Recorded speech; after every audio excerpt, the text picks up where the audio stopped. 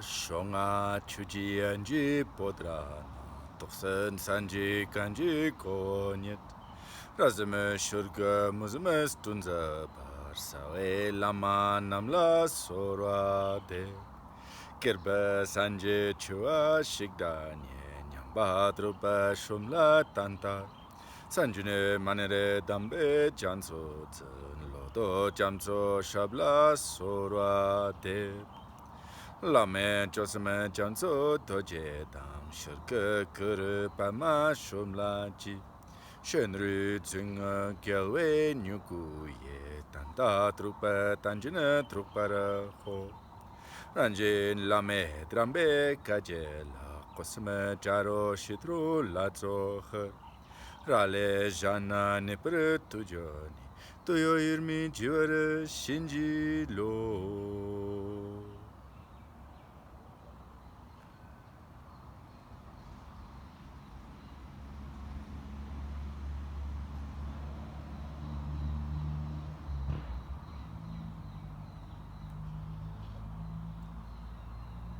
Everybody give rise to bodhicitta, to benefit countless suffering sentient beings. May all beings have happiness and all the causes of happiness. May they be free from suffering and all the causes of suffering.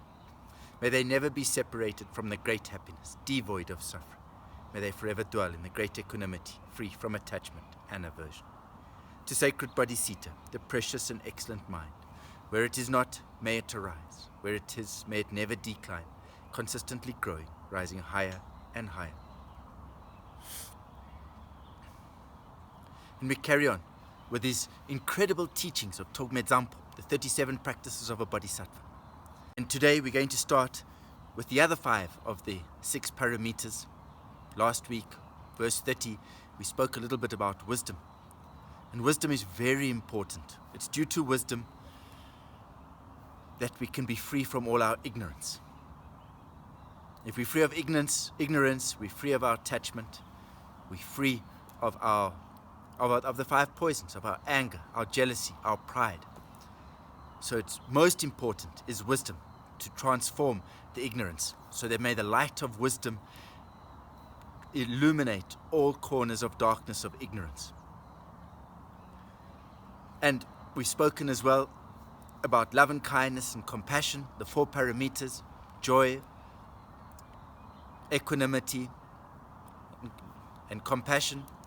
And although those will bring us a wonderful life, a life full of joy, nirvana, they're not going to free us from samsara. Wisdom is the attribute that is going to free us from samsara.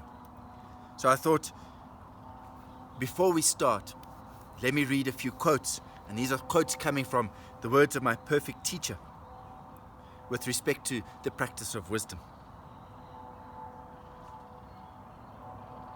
Saraha, who was also very famous, said, "Without compassion, the view of emptiness will never lead you to the sublime path. Yet meditating solely on compassion, you remain within samsara. So how could you be free? But he who comes to possess both of these will neither in samsara nor in nirvana dwell." And then there's some incredible teachings of Atisha. So I thought I'd read something of Atisha's here as well. And he talks about the transcendent 6 perfections. So this would be realizing these 6 perfections through realizing the true nature of mind, through realizing wisdom emptiness. And through realizing wisdom emptiness, you then realize the transcendent paramitas, the other paramitas also as transcendent paramitas. So it was, one of his students was asking, he says, "Why is it then," Tromtompa went on, "that so many people who claim to have realized emptiness have no less attachment and hatred?" And Atisha said, over here it's because their realization is only words. It's not true realization. So the importance of practice.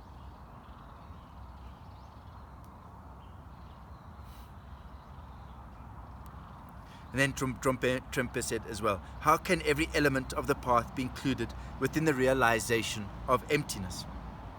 And Atisha said, all the elements of the path are contained in the 6 transcendent perfections. Now, if you truly realize emptiness, you become free from attachment. As you feel no craving, grasping, or desire from anything within or without, you always have transcendent generosity. Being free from grasping and attachment, you are never defiled by negative actions. So you always have transcendent discipline. Without any concepts of I and mine, you have no anger, so you always have transcendent patience. Your mind may be truly joyful by the realization of emptiness. You always have transcendent diligence. Being free from distraction, which comes from grasping at things as solid, you always have transcendent concentration. As you do not conceptualize anything whatsoever in terms of subject, object, and action, you always have transcendent wisdom. So this was just, I thought I'd read that in terms of in light with the verse 30 and verse 22 and 23 with respect to emptiness and wisdom. So now we'll carry on with verse 25. And verse 25 reads, this is the parameter of generosity. The practice of all bodhisattvas is to give out of generosity, with no hopes of karmic recompense or expectation of reward. For if those who seek awakening must give even their own bodies, what need is there to mention mere outer objects and possessions? So of course over here it's very important is training our mind. It's very important that we understand, we contemplate, and then we realize the practice through meditation, through our own realization, through practice. How do we do this? By transforming our mind. Just like we've mentioned before, just like the computer software. We have certain programs in our computer software and we think that they're useful, but then we realize, oh no, these are not the most useful programs. In fact, these may be affecting our hardware, affecting the effectiveness of our computer. So we remove the viruses and we put in new, better, improved software. And this is what we're doing here. The way we see the things as a practitioner, the way we view the world then becomes different. And how do we do it? Through practice. Very important is our intention. So we've spoken about generosity before, and I'll speak about it again. What is our intention? Is our intention for a better life this life? Is our intention for a better life next life because we know the reality of, or the infallibility of cause and effect? Or are we doing it for the benefit of all sentient beings? Our intention should be to practice generosity for the benefit of all sentient beings. And to practice realizing that there is no giver, there is no receiver, and there is no action if we really realize emptiness, if we realize the dreamlike nature of things. And in the beginning, generosity might be a little bit difficult. So start small. Start with the practice. Start by yourself. There's a story of Buddha. There's somebody that came to Buddha and said, what must I do? I want to practice generosity, but I can't. You've taught about generosity, but I find it very difficult. So Buddha said, go back and let your left hand give to your right hand. And just practice from your one hand giving to the other hand. So the person went home and they practiced this for a while. And they came back to Buddha and they said, I can do this now. My left hand can give to my right hand, but I still find it very difficult to give to anybody else. So Buddha said, okay, then start very small amounts. And he gave very small amounts, and eventually, through his practice, he was able to give more and more. He opened his heart. His heart became more generous. So we can do the same. In the beginning, there might be people that come and they ask for goods, they beg, they want something. And in the beginning, we might used to saying, not give anything, go away, you useless person. Why don't you get a job? Look at you, you can do something with your life. Why should I give my things that I've worked so hard for you to get these things? But slowly through our practice we can change this. Slowly we get used to having compassion, love and kindness towards these people. We start to realize, well, actually, if these people had a choice, I'm sure they wouldn't be begging. They would much rather be in the situation we are in, with abundance, with joy in our hearts. Much much prefer to be able to give rather than wishing to get from others. So when we give to other people, it's also very important how we give to them.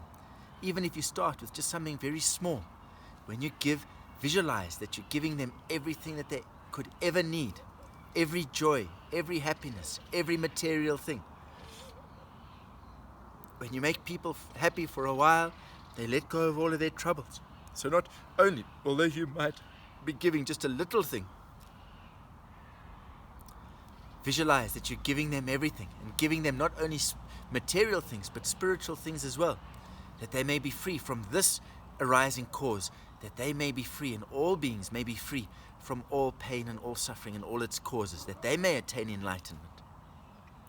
And dedicate it afterwards, dedicate your offering to this cause, that all may have attained enlightenment, so that benefit stays until all attain enlightenment. So although what you're giving now might be very small, your intention is very vast, very great. Aim as big as possible. Don't think of just one person, think of all sentient beings. And when you give as well, when you give something, don't give it to them like this. You nuisance. Give to them with great kindness. You can even bow down to them, you can offer them. You know, it's not only the material thing you're giving them a sense of worth, a sense of happiness. They feel better about themselves. They won't just remember what you gave them, but they'll remember your attitude toward them. They'll remember that happiness, the joy that you give them. They have a sense of value. If at first you feel it's difficult to give to somebody, then walk away. Change your attitude, come back, and then give nicely. Because sometimes people appear when you least expect them.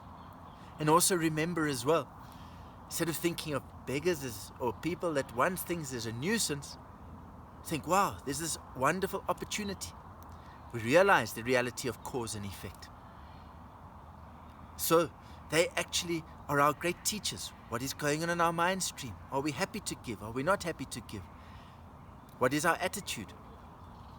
And also, by giving, it's the source of future abundance. So they are incredible opportunities for us to give, to plant positive karmic seeds for future abundance.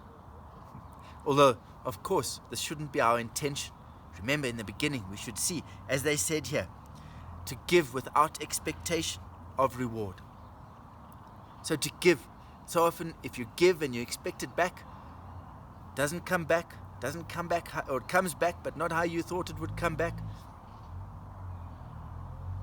unhappiness arises. You're planting those seeds, what you might get back might come in very different ways to what you expect. And also what you're doing is you're creating this habit. The more you practice, the better you get.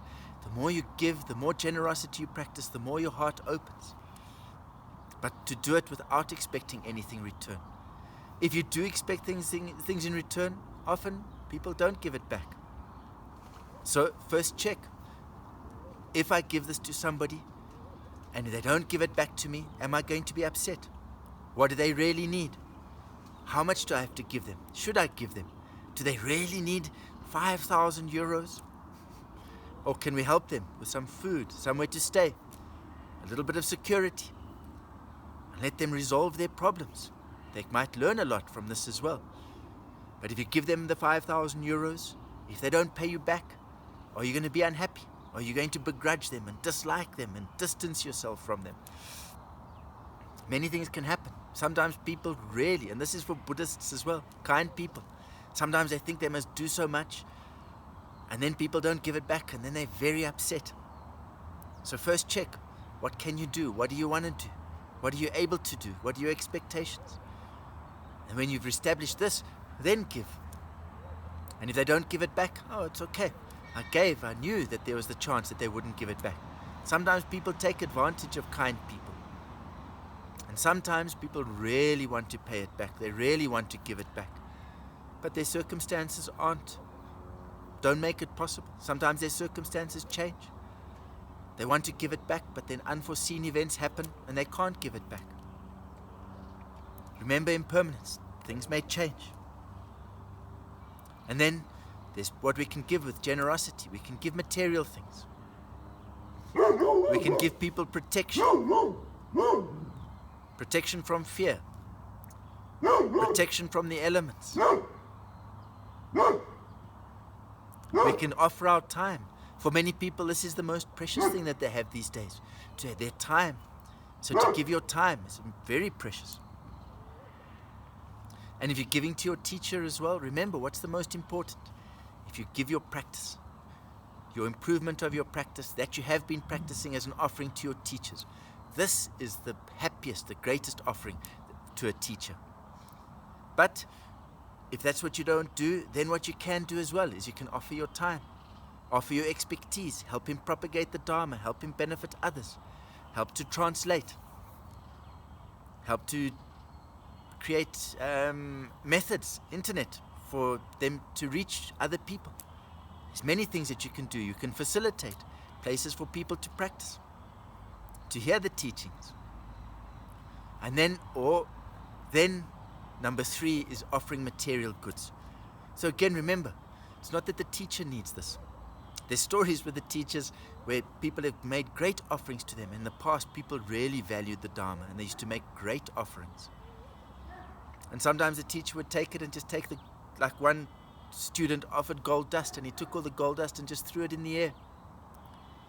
Of course, the teachers use it to create other arising causes with students. So through this, they can reach more people, benefit others, but they're not taking it for themselves. They're really using this to benefit others. And also, they're giving you the opportunity, us the opportunity, to open our hearts, to practice more generosity, to create more rising causes so that we can have future abundance, future merit, greater ability. Never mind to say, look at these great teachers, they offer their body. These hear stories of these great practitioners, these great bodhisattvas, they offered their bodies. That's what we attach to the most difficult. If somebody came and wanted to hurt our body or take our lives, would we be able to offer our body for the benefit of others? I think very difficult. And look at Buddha, he offered his body to the tigers. In his life before he became Buddha. And afterwards, because of his giving without any expectations, without any requirements, unconditionally. Those tigers, the 5 tiger cubs, they say became his students, his first students, and he accepted them, or they unconditionally became his students. So you give unconditionally, often it comes back unconditionally. There's a story that also with a king. And there was a king who made the vow to give to whoever wanted. And he gave to everybody whatever their wishes. And eventually there was one person that came and said, I want all your wealth. So he thought about this for a long time, and then he said, yes, I've made this vow, and he gave all the wealth. But still this person wasn't satisfied, and he said, I want your eyes. And he thought about this for a long, long time as well. And eventually said he did say this was his vow, and he gave his eyes. And still this person was unsatisfied, and he said, I want your queen. And he really thought about this. It was really a painstaking.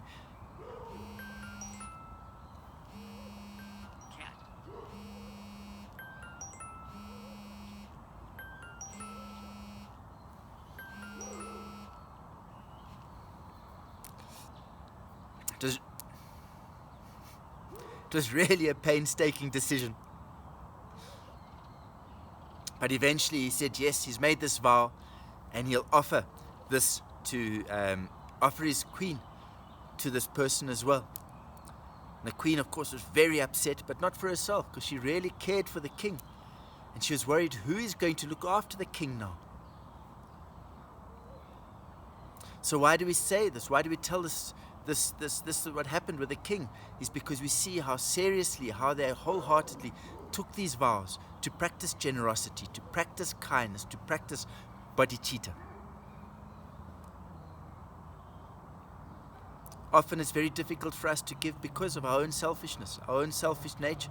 We always feel we need something for ourselves, keep something for ourselves. But of course, this takes practice. It really takes the mind of a bodhicitta to be able to give the way they have.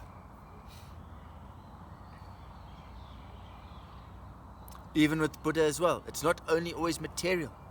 You see, some people are very, very wealthy, but they're very, very stingy. It's very difficult for them to give up anything, to give anything to anybody else. They hold on to what they have very tightly. There's stories of some person who was incredibly wealthy, but when he died, he even told his wife and his daughter, when you guys come to the other side, when you die, I want you to record everything and tell me how you spent every single cent that I've left you.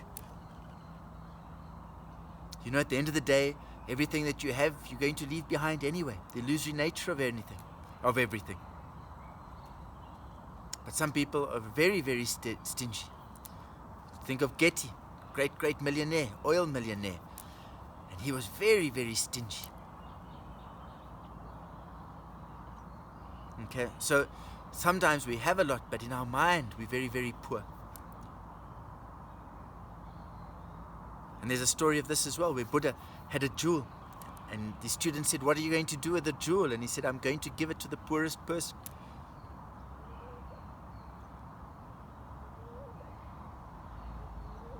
And a poor person came, a beggar, and still Buddha didn't give it to him. And another really, really poor beggar came, and still Buddha didn't give him the jewel. And then one day somebody came, and Buddha gave him this jewel. And his student said, wait, don't give it to him. Don't you know he's a king? And Buddha said, he might be a king, but he's the poorest of them all. So sometimes it's not what we see externally. It's within our own mind streams that we may be very poor.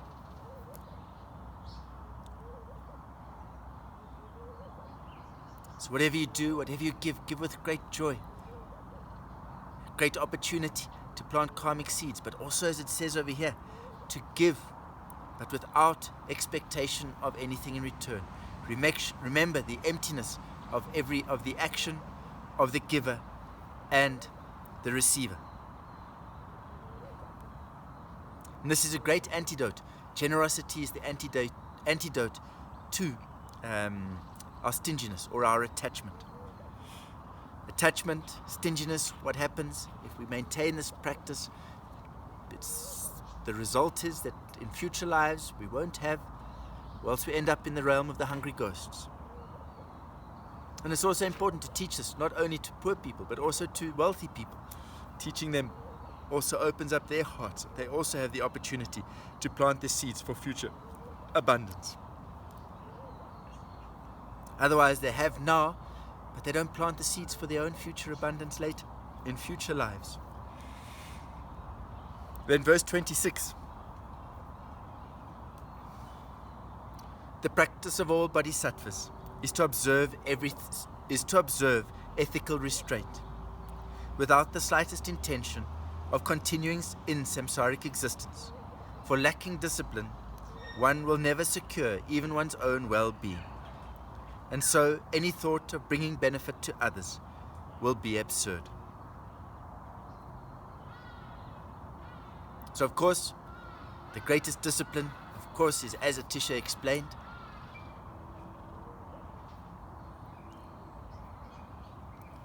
to remain in the true nature of mind, to remember wisdom emptiness, to abide in wisdom emptiness. What are we also doing with discipline over here is to ensure that we stop negativity, negative actions of our body, speech and mind.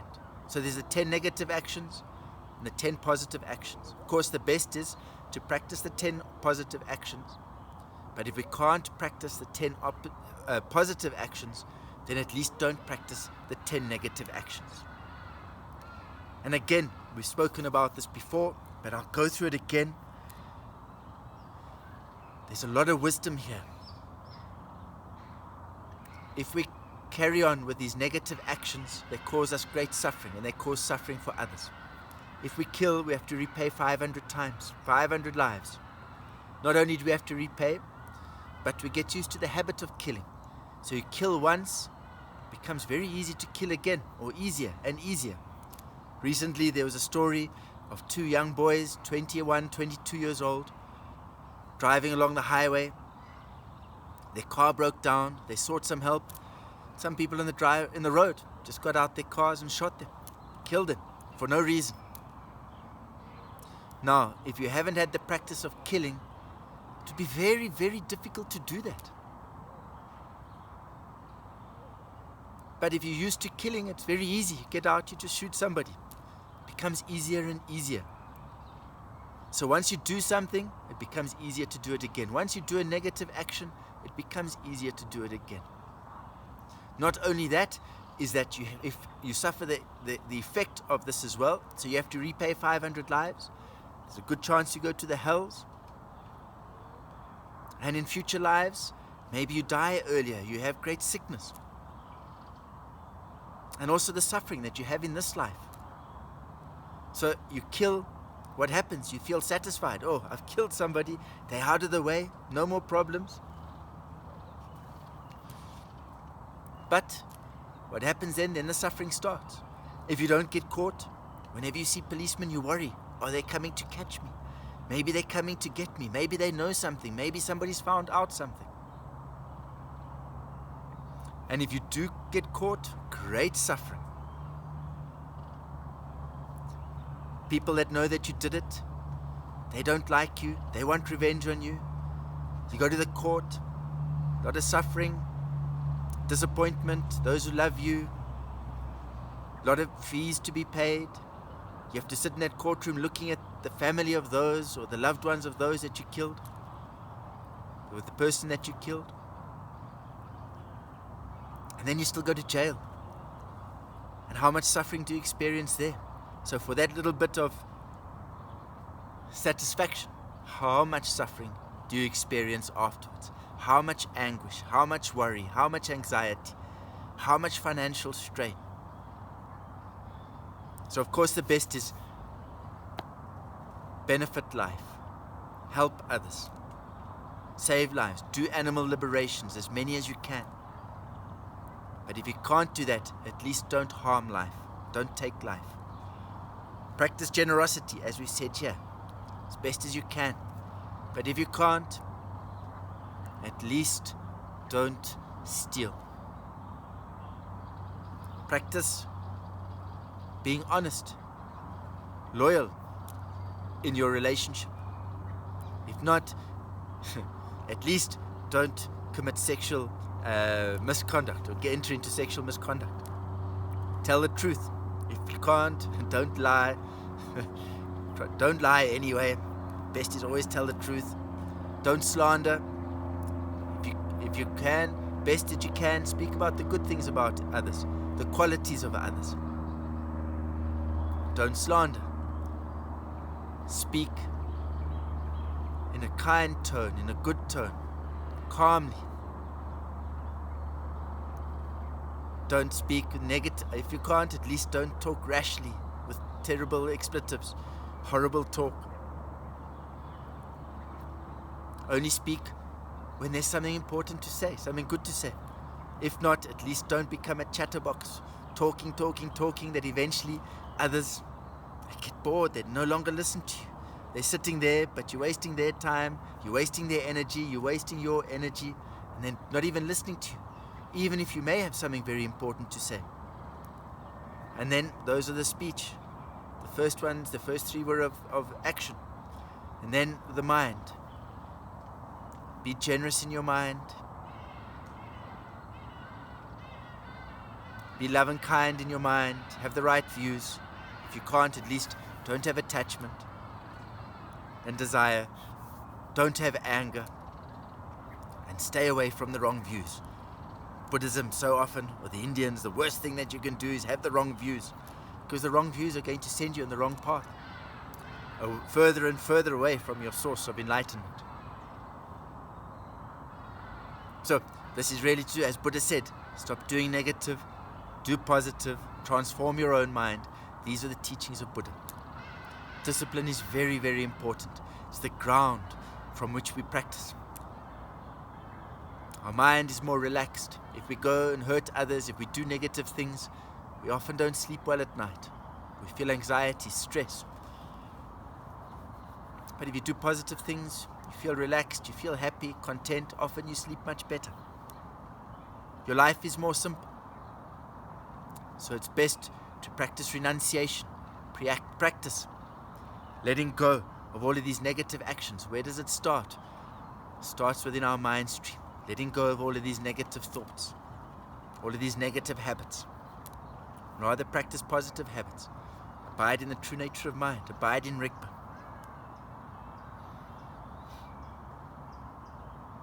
And also, great love and kindness towards ourselves. Wise people don't hurt themselves. How do they do that? They practice love and kindness towards others. They practice the 10 positive actions. And they avoid the 10 negative actions. Negativity, they avoid hurting themselves. They avoid hurting others. And we'll carry on with the other paramitas, I think, in the next week. So let's dedicate these merits.